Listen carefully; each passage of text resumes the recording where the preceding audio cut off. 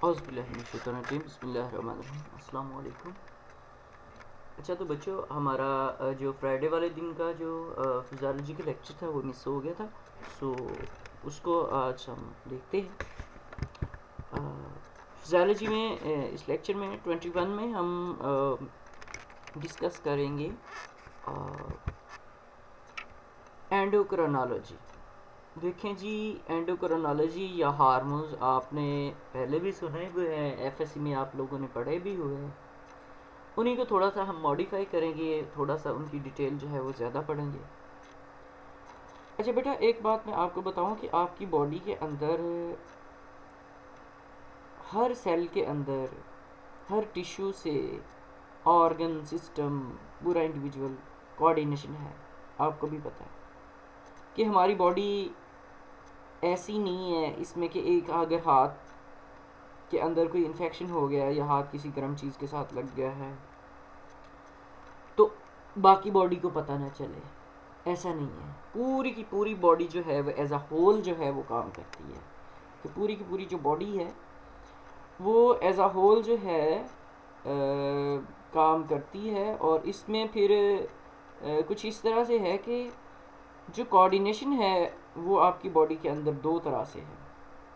वैसे तो पौधों में भी होता है कोऑर्डिनेशन, एनिमल्स के अंदर भी होता है, लेकिन जो पौधों के अंदर कोऑर्डिनेशन है, कभी देखा है सवाए छुई मुई के वो भी टारगेट प्रेशर की वजह से वो जल्दी जल्दी बंद हो जाती है कि पौधे को आप हाथ लगाएं तो वो रोने लग जाए। ऐसे नहीं होता ना बेटा, उनमें भी कोऑर्डिनेशन है, उनमें भी हार्मोन्स हैं। जैसे कि ग्रोथ हार्मोन्स हैं, उनमें साइटोकाइनिन्स है, जिब्रेलिन्स हैं, ठीक है ना, ऑक्सिन्स है, ठीक है ना। तो ये होते हैं उनके अंदर भी। लेकिन जो ह्यूमंस हैं उनमें फिर कोऑर्डिनेशन जो है वो दो तरह से होती है मेनली। मतलब डिफरेंट बॉडी के जो ऑर्गन्स हैं या सेल्स हैं, इनके अंदर जो कोऑर्डिनेशन है वो ह्यूमंस के अंदर मेनली जो है वो दो टाइप्स के साथ होगी या दो तरह से होगी। ठीक हो गया। अच्छा, इससे पहले हमने फिजियोलॉजी में नर्वस सिस्टम जो है उसको डिस्कस किया, तो नर्वस कोऑर्डिनेशन को हमने डिस्कस किया। उसमें क्या होता था कि हमारी बॉडी में रिसेप्टर्स थे डिफरेंट टाइप्स के, वो किसी भी चीज़ को डिटेक्ट करते थे। उसके बाद वो सेंसरी न्यूरॉन्स के ज़रिए पैगाम जो है वो सेंट्रल नर्व सिस्टम को भेजते थे। वहाँ से जो है वो मोटर न्यूरॉन्स के ज़रिए जो उसका रिस्पांस था वो आ जाता था, इफेक्टर्स था। वो भी एक कोऑर्डिनेशन थी।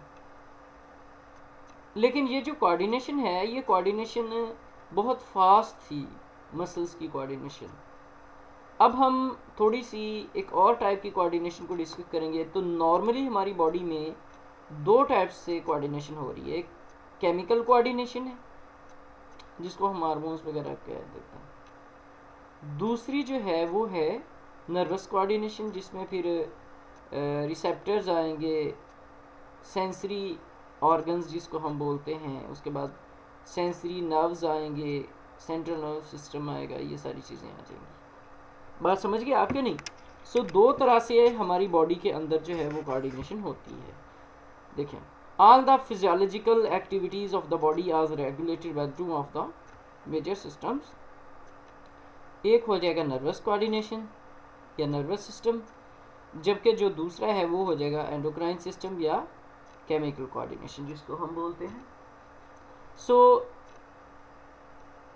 दीज टू सिस्टम्स, ठीक है ना, इसमें ये जो दोनों सिस्टम्स हैं ये क्या करते हैं, आप देखिए, all the physiological activities of the body are regulated by two major systems। देखिए, these two systems interact with one another and regulate the body's function। So endocrine system functions by secreting some of the chemicals called the hormones। तो जिस तरह से आपका nervous system था उसमें हमने action potential पढ़ा, रेस्टिंग मेम्ब्रेन पोटेंशियल वगैरह, ये सारी चीज़ें उस तरह से मैसेज आता था ना। अब जो एंडोक्राइन सिस्टम है उसमें जो मैसेज है वो केमिकल्स के ज़रिए जाएगा जिसको हम हार्मोन्स बोलते हैं। तो केमिकल मैसेंजर्स या हार्मोन्स देखिए आप। Chemical messengers are substances involved in cell signalling. These messengers are mainly secreted from endocrine glands. ठीक हो गया। केमिकल मैसेंजर्स क्या हैं? वो ऐसी सब्सटेंसेस हैं जो कि सेल को सिग्नल देती हैं। सिग्नल का क्या मतलब होता है? बताना, पैगाम देना, हाँ जी ट्रेन को जाने देना है या ट्रेन को रोकना है, ऐसे सिग्नल होते हैं ना, या ट्रैफिक के सिग्नल जो हैं, क्या मतलब है उसका? रेगुलेशन होती है ना, control, regulation. So chemical messengers are substances involve in the cell signalling. So these messengers are mainly secreted from the endocrine glands. ये ज़्यादातर कहाँ से सेक्रेट होंगे? एंडोक्राइन ग्लैंड से सेक्रेट होते हैं। Some chemical messengers are secreted by nerve endings and the cells of the several other tissues also. कुछ chemical messenger जो हैं वो नर्व एंडिंग से भी सेक्रेट होंगे और दूसरे टिश्यूज से भी सेक्रेट होंगे। सो सारे के सारे जो केमिकल मैसेंजर हैं ये एक केमिकल मैसेज लेते हैं जिसको हम सिग्नल बोलते हैं। कहाँ से लेंगे? सिग्नलिंग सेल से, जिसको हम कंट्रोलिंग सेल कहते हैं, उससे लेंगे और टारगेट सेल तक ये लेके जाएंगे अपना पैगाम, ठीक है ना। सो मैसेंजर्स सब्सटेंसेस में भी हार्मोन्स, वो मैसेंजर सब्सटेंस जो है वो हार्मोन भी हो सकती है या हार्मोन लाइक सब्सटेंसेस भी हो सकती हैं, ठीक हो गया, वो कोई भी केमिकल हो सकती है। अब हम क्लासिफिकेशन देखेंगे केमिकल मैसेंजर्स की। तो जनरली केमिकल मैसेंजर जो है इनको दो ग्रुप्स के अंदर डिवाइड किया गया। एक हो गया लोकल हार्मोन्स जो कि एंडोक्राइन ग्लैंड जो है वो रिलीज करते हैं। दूसरे हो गए क्लासिकल हार्मोन्स जो कि एंडोक्राइन ग्लैंड हैं जो है वो रिलीज करते हैं, जबकि दूसरे जो है वो लोकल हार्मोन्स होंगे जो कि दूसरे टिश्यूज हैं वो रिलीज करेंगे। ताहम जो रिसेंट केमिकल मैसेंजर्स हैं उनको हम चार हिस्सों में या चार टाइप्स के अंदर उनको हमने डिवाइड किया है। पहला है एंडोक्राइन मैसेंजर, दूसरा है पैराक्राइन मैसेंजर, तीसरा इसमें ऑटोक्राइन आ जाएगा, चौथा इसमें आ जाएगा न्यूरोक्राइन। सो endocrine messenger, paracrine messenger, autocrine messenger और न्यूरोक्राइन मैसेंजर, इस तरह से ये चार हिस्सों में इनको डिवाइड करेंगे। सो इसमें पहला आ जाएगा अभी एंडोक्राइन मैसेंजर। एंडोक्राइन मैसेंजर क्या है? एंडोक्राइन मैसेंजर जो है वो क्लासिकल हार्मोन्स होते हैं। हार्मोन को आप कैसे डिफाइन करते हैं कि ये केमिकल मैसेंजर है जो कि एंडोक्राइन ग्लैंड के अंदर बनता है। अच्छा, इसको हम एंडोक्राइन ग्लैंड क्यों कहते हैं ये भी अभी मैं आपको बताता हूँ। एक्सोक्राइन और एंडोक्राइन का फ़र्क भी बताता हूँ। तो हार्मोन जो है ये एक ऐसा केमिकल सब्सटेंस है, ये एक ऐसा केमिकल मैसेंजर है जो कि एंडोक्राइन ग्लैंड्स के अंदर बनता है और फिर ये ट्रांसपोर्ट होता है ब्लड के ज़रिए टारगेट ऑर्गन्स तक जहाँ पर इसका काम होता है। एग्जाम्पल हार्मोन्स की इंसुलिन है जो आपको मैंने पहले लेक्चर में बताया था। तो ये देखें बेटा यहाँ पर ये यहाँ पर आप चेक कर सकते हैं कि ये एक्सोक्राइन मैसेंजर है, ये है एंडोक्राइन मैसेंजर जिसको हम हार्मोन बोलते हैं। ये जो है ये आपका फ़र्ज करेंगे एंडोक्राइन ग्लैंड है। इस ग्लैंड से ये जो गोल गोल शक्ल में जो ब्लू कलर के हैं ये आप कह लें कि ये जनाब सब आपके हार्मोन्स हैं, केमिकल मैसेजेस हैं जो कि ब्लड के अंदर रिलीज़ कर दिए जाएंगे। अब जो एंडोक्राइन है इनको हम डक्टलेस बोलते हैं। एंडोक्राइन का मतलब होता है डक्टलेस। डक्टलेस का मतलब होता है कि इनकी अपनी कोई ख़ास नाली नहीं होगी जिस नाली के ज़रिए ये स्पेसिफिक जगह के ऊपर जाकर अपने जो केमिकल मैसेंजर हैं वो जाकर फेंक आएंगे। नहीं, ये ब्लड में रिलीज़ कर देते हैं अपने जो भी केमिकल मैसेंजर्स हैं या हार्मोन्स जिसको हम कह लेते हैं, वो सारे के सारे कहाँ पर रिलीज़ कर देंगे? ब्लड के अंदर। अब ब्लड के अंदर वो ट्रैवल करते रहेंगे और जहाँ पर टारगेट सेल्स होंगे उन टारगेट सेल्स को जाकर टारगेट करते हैं। कैसे? अब उनको कैसे पता चलता है इन मैसेंजर्स को कि ये टारगेट सेल है? उन टारगेट सेल्स के ऊपर बेटा रिसेप्टर्स लगे होते हैं। सो उन रिसेप्टर्स की वजह से ये जाकर वहाँ अटैच होते हैं और उनको टारगेट करते हैं। सेकंड इसमें क्या है? Paracrine messengers. जो पैराक्राइन मैसेंजर्स हैं वो केमिकल मैसेंजर्स आ जाएंगे, वो डिफ्यूज़ करते हैं कहाँ से? कंट्रोल सेल से कहाँ तक? टारगेट सेल्स तक। किन के ज़रिए? इंटरस्टिशियल फ्लूइड के ज़रिए। तो जो पैराक्राइन मैसेंजर्स हैं वो क्या हैं? वो सेकंड टाइप है।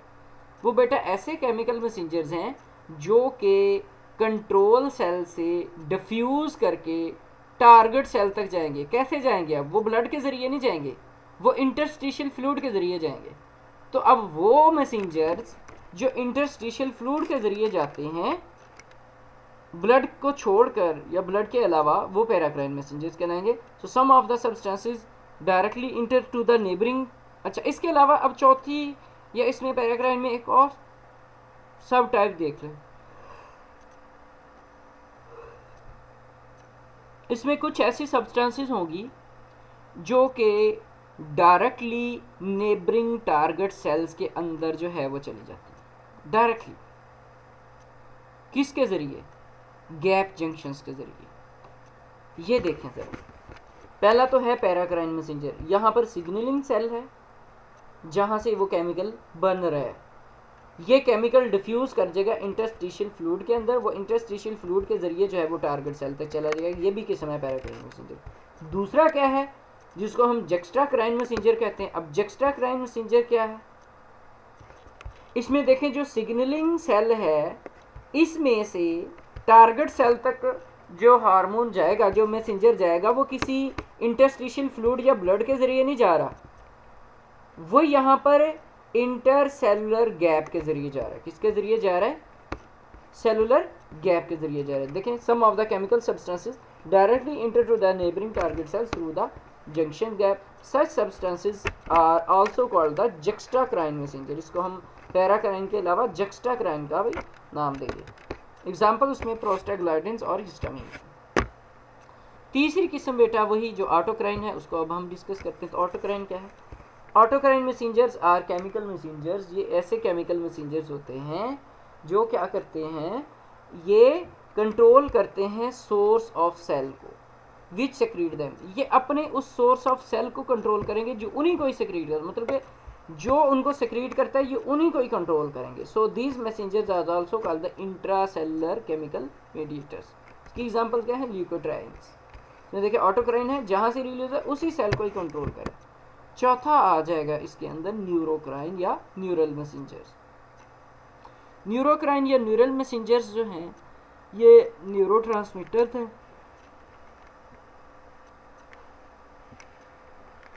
ठीक है जी, ये न्यूरोट्रांसमीटर्स हैं और ये न्यूरो हार्मोन्स हैं। ठीक है ना, न्यूरोट्रांसमीटर्स और न्यूरो हार्मोन्स हैं। ये न्यूरोट्रांसमीटर्स जो हैं ये क्या हैं? ये एक एंडोजीनस, एंडोजीनस से क्या मुराद है? जो अंदरूनी तौर पे करे। ये एक एंडोजीनस सिग्नलिंग मॉलिक्यूल है जो कि इंफॉर्मेशन को लेके जाता है एक नर्व सेल से दूसरे नर्व सेल तक या फिर मसल तक या फिर किसी दूसरे टिश्यू तक।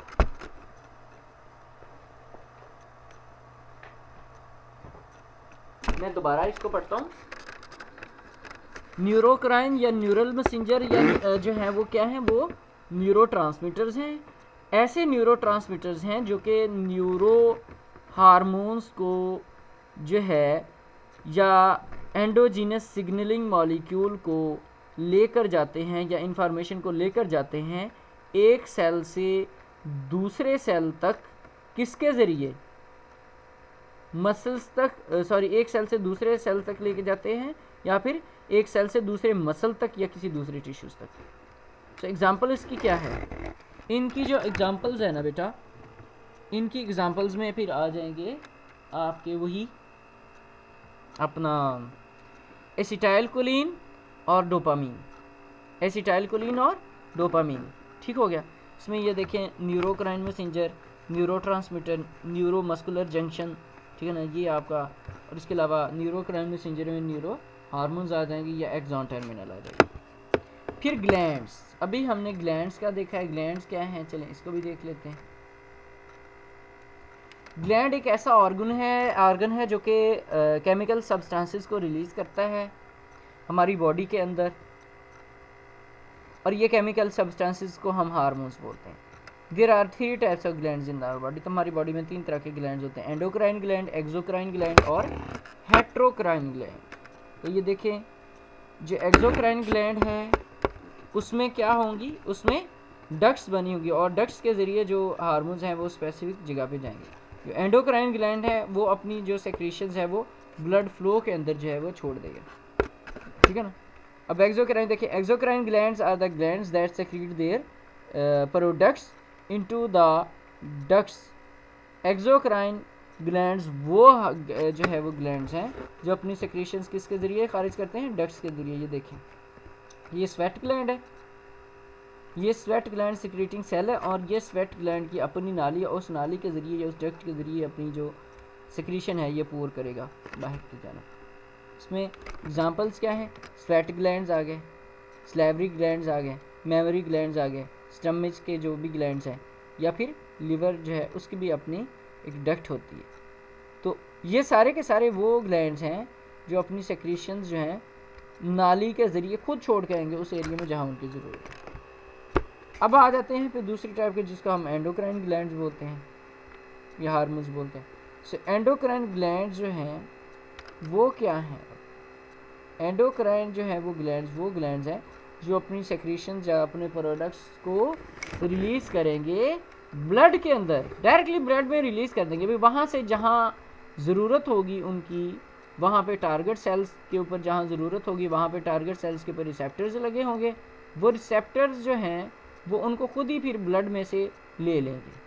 देखिए ये अपनी किसी नाली के ज़रिए किसी खास टारगेट एरिया में जाकर नहीं छोड़ते अपने हार्मोन्स को, ब्लड में रिलीज़ करते हैं। अब आपको पता है ब्लड तो हर सेल तक जाता है, ठीक है। तो जहाँ पर ज़रूरत होगी वहाँ पर जनाब ये अपना काम दिखाएंगे। सो इनकी एग्जांपल्स क्या हैं? पिट्यूटरी ग्लैंड है, पैंक्रियास है, थायराइड ग्लैंड है, एड्रीनल ग्लैंड वगैरह वगैरह, ये इनकी एग्जांपल्स हैं एक्सोक्राइन ग्लैंड। के बाद हेट्रोक्राइन जो हार्मोन है, हेट्रोक्राइन जो हार्मोन्स है ये क्या है? दीज आर, सॉरी मैं हार्मोन्स लिख गया हूँ, यहाँ ग्लैंड्स आएगा, heterocrine gland. These are glands that perform both exocrine and endocrine. अब ये ऐसे ग्लैंड्स हैं जो कि दोनों ही काम करेंगे, एंडोक्राइन वाला काम भी करेंगे, एक्सोक्राइन वाला काम भी करेंगे। बात समझ आ गई ना? सो इसमें क्या है? इसमें जैसे कि पैंक्रियाज है, पैंक्रियाज जो अपनी सेक्रेशन डायरेक्टली जो है वो पैंक्रियाटिक डक्ट के ज़रिए भी छोड़ता है और दूसरा जो है वो ब्लड में भी शामिल कर देता है, ठीक है ना। फिर अब एंडोक्राइन सिस्टम देखें। पहले हम एंडोक्राइन ग्लैंड पढ़ा, अब एंडोक्राइन सिस्टम को देखें कि एंडोक्राइन सिस्टम क्या है।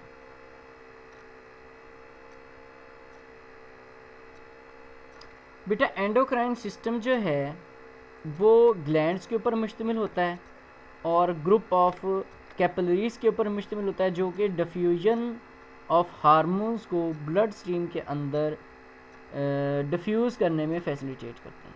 देखें, it consist of glands and group of capillaries, ये ग्लैंड्स और ग्रुप ऑफ कैपिलरीज के ऊपर मुश्तमिल होता है जो कि फैसिलिटेट करते हैं डिफ्यूजन को किसकी? हार्मोन्स की। कहाँ पर? ब्लड स्ट्रीम के अंदर, ठीक हो गया।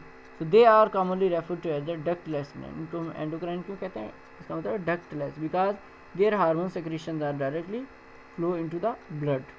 देखिए अब जैसे कि ये एंडोक्राइन सेल है, अब ये एंडोक्राइन सेल में ये सेक्रेटरी वेजिकल्स आ जाएंगी, यहाँ से ये अपनी सेक्रेशन जो भी है ये डायरेक्टली ब्लड में ही शामिल करेगा। उसके बाद एक्सोक्राइन, अच्छा एंडोक्राइन ग्लैंड जो हैं वो बहुत ज़्यादा तादाद में होते हैं। इसमें देखें पिट्यूटरी ग्लैंड है, थायराइड ग्लैंड है, पैराथायराइड ग्लैंड है, एड्रीनल हो गया, पैंक्रियास, थायमस। अब यहाँ पे हम कुछ थोड़ा सा टेबल को ज़रा डिस्कस कर लेंगे डिटेल, तो अभी हम इनकी बाद में डिस्कस करेंगे, लेकिन यहाँ पर जस्ट जो है हम इंट्रोडक्शन जो है उसको डिस्कस करते हैं। सबसे पहले इंटीरियर पिट्यूटरी से जो हार्मोन्स निकलते हैं उनको ज़रा देखते हैं। ग्रोथ हार्मोन है, थायराइड स्टिमुलेटिंग हार्मोन है TSH, उसके बाद adrenocorticotrophic hormone, follicle stimulating hormone, luteinizing hormone और आखिर पे प्रोलैक्टिन, ठीक है। अब सेकेंडली देखें पोस्टीरियर पिट्यूटरी से कितने हार्मोन्स निकलते हैं? 2 निकलते हैं। कौन कौन से? एंटी डाययूरेटिक हार्मोन और ऑक्सीटोसिन। थायराइड ग्लैंड से कौन कौन से निकलते हैं? थायरोक्सिन T4, ठीक है ना, ट्राई आयोडोथायरोनिन T3 और कैल्सिटोनिन, ठीक है। ये 3 हार्मोन्स जो है वहाँ से रिलीज होते हैं। फिर आ जाएगा पैराथायराइड हार्मोन, ठीक है। तो पैराथायराइड हार्मोन क्या रिलीज करता है? पैराथायराइड रिलीज करता है। इसी तरह से जो है पेंक्रियास आइसलेट्स ऑफ लैंगरहैंस वो क्या करते हैं? इंसुलिन, ग्लूकागॉन, सोमेस्टोस्टेन और पैंक्रियाटिक पेप्टाइड जो है वो रिलीज करते हैं, ठीक हो गया। नेक्स्ट देखें इनकी जो है वो मिनरल मिनरलोकॉर्टिकॉइड्स जो हैं, एड्रीनल कॉर्टेक्स में क्या है, इसमें ग्लूकोकॉर्टिकॉइड, सेक्स हार्मोन और मिनरलोकॉर्टिकॉइड आ जाएगा। मिनरलोकॉर्टिकॉइड कौन से हैं? एल्डोस्टेरोन और 11D oxy corticosterone.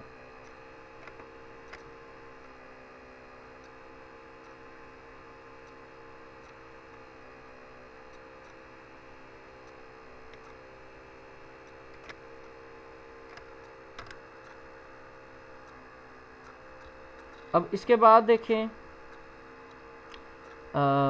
Adrenal cortex है। एड्रीनल कॉर्टेक्स के बाद बेटा जो है वो एड्रीनल मेड्यूला देखें। एड्रीनल मेड्यूला में क्या है, कैटिकोलामिन्स आ जाएंगे, एड्रीनलिन आ जाएगा, नॉर एड्रीनलिन आ जाएगा, डोपामीन आ जाएगा। एड्रीनल कॉर्टेक्स में जो है वो मिनरलोकॉर्टिकॉइड में एल्डोस्टेरोन, 11D ऑक्सी कॉर्टिकोस्टेरोन आ जाएगा। ग्लूकोकॉर्टिकॉइड में कॉर्टिसोल, कॉर्टिकोस्टेरोन और सेक्स हार्मोन्स के अंदर आ जाएंगे एंड्रोजन्स, ईस्ट्रोजन और प्रोजेस्टेरोन। जबकि एड्रीनल मेड्यूला से कैटिकोलामिन्स, एड्रीनलिन, नॉर एड्रीनलिन और डोपामीन ये रिलीज़ होंगे। इसी तरह से जो हार्मोन्स रिलीज़ होंगे अपना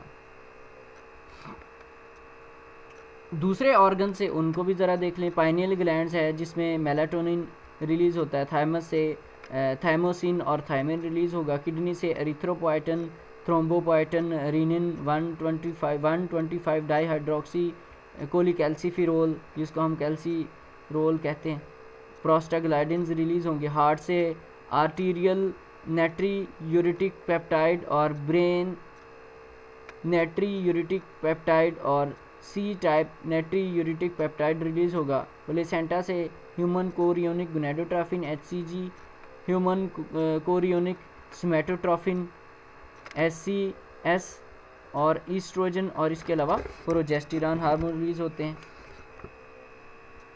अब उसके बाद फिर जो गुनेड से रिलीज़ होंगे उसमें टेस्टिस हैं, टेस्टिस से टेस्टोस्टेरोन, डाईहाइड्रोक्सी टेस्टोस्टेरोन और एंड्रोस्टीडायोन। और ओवरी से ईस्ट्रोजन और प्रोजेस्टेरॉन जो है रिलीज़ होते हैं। लोकल हार्मोन कौन से हैं? प्रोस्टाग्लैंडिन्स और थ्रोम्बोक्सिनीज, उसके बाद prostacyclin, leukotrienes, lipoxin, acetylcholine, serotonin, histamine, substance P, heparin, bradykinin और गैस्ट्रोइंटेस्टिनल हार्मोन्स। तो ये लोकल हार्मोन्स हैं। अब है केमिस्ट्री ऑफ द हार्मोन। अच्छा बेटा, केमिकल नेचर के हिसाब से हार्मोन्स को जो है वो डिफरेंट हिस्सों में सब कैटेगराइज किया, जिसमें स्टीरॉयड्स हैं, कुछ प्रोटीन्स हैं और कुछ डेरिवेटिव्स हैं थायरोसिन के। अच्छा ये बड़े इंपॉर्टेंट हैं भाई, इनको याद करना कि स्टीरॉयड कौन से है। ये MCQs और शॉर्ट क्वेश्चन में पूछता है। स्टीरॉयड कौन से हैं जिसमें देखिए हम aldosterone, 11D oxy corticosterone, cortisol, corticosterone, testosterone, dihydroxy testosterone, dehydroxy androsterone,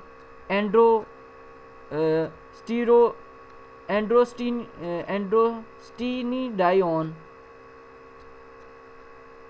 oestrogen, progesterone, growth hormone, thyroid stimulating hormone, adrenocorticotrophic hormone, follicle stimulating hormone, luteinizing hormone, prolactin, antidiuretic hormone, oxytocin, parathormone है, calcitonin, insulin, glucagon, somatostatin, pancreatic polypeptide, human chorionic gonadotrophin और उसके बाद human chorionic स्मेटोट्रोफिन। Derivatives जो हैं thyroxine के वो क्या है? Thyroxine T4, try iodothyronine T3, adrenaline epinephrine, nor adrenaline nor epinephrine और डोपामीन। स्टीरॉयड हार्मोन कौन से हैं? स्टीरॉयड हार्मोन जो हैं वो हार्मोन्स हैं जो कि कोलेस्ट्रॉल या इसके डेरिवेटिव से रिलीज़ होते हैं। स्टीरॉयड हार्मोन जो हैं ये रिलीज़ किए जाते हैं एड्रीनल कॉर्टेक्स से, गुनेड से और प्लेसेंटा से। उसके बाद बेटा आ जाएंगे प्रोटीन हार्मोन। प्रोटीन हार्मोन जो हैं ये स्मॉलर और लार्जर पेप्टाइड्स होते हैं। प्रोटीन हार्मोन जो है वो ख़ास तौर पे पिट्यूटरी ग्लैंड से, पैराथायरॉयड ग्लैंड से, पैंक्रियाज से और प्लेसेंटा से रिलीज़ होते हैं। तीसरी किस्म है थायरॉक्सिन डेरिवेटिव्स। थायरॉक्सिन डेरिवेटिव्स जो ऐसे हार्मोन्स हैं जिनको नेमली थायराइड हार्मोन्स भी हम बोलते हैं, और ये एड्रीनल मेड्यूलरी हार्मोन्स हैं जो कि ड्राइव किए जाते हैं कहाँ से, अमाइनो एसिड टायरोसिन से। ठीक हो गया। तो बेटा आज हमने एंडोक्रिनोलॉजी को थोड़ा सा डिस्कस किया है, इसके इंट्रोडक्शन को। एंडोक्रिनोलॉजी जो है वो हार्मोन्स को कहते हैं। हार्मोन्स कहाँ से रिलीज़ होंगे? ग्लैंड से। दो तरह के होते हैं, डक्ट वाले एक्सोक्राइन, डक्टलेस एंडोक्राइन। उसके बाद फिर ऑटोक्राइन, न्यूरोक्राइन भी हैं। ग्लैंड्स क्या होते हैं? ऑर्गन्स हैं जो हार्मोन रिलीज़ करते हैं। एक्सोक्राइन एंडोक्राइन का फ़र्क पता चलेगा। हेटरोक्राइन जो दोनों ही काम करेंगे। एंडोक्राइन जो है वो सिस्टम क्या होता है, वो हार्मोन्स के ऊपर और ग्लैंड्स के ऊपर और टारगेट टिश्यूज़ के ऊपर मुश्तमिल होता है। फिर हमने कुछ हार्मोन्स देखे, अभी जस्ट हमने नाम देखे, अभी इनके डिटेल जो है इंशाल्लाह हम नेक्स्ट लेक्चर जो है उनमें पढ़ेंगे। उसमें hormone secreted by the gonads, local hormones के अलावा chemistry of the hormone, steroid hormone, protein hormone और टायरोसिन हार्मोन। आई होप कि ये बहुत ही आसान है और एफएससी में आपने पढ़ा हुआ, तो ये आपको समझ आ गया होगा। Thanks so much. अल्लाह हाफ़िज़।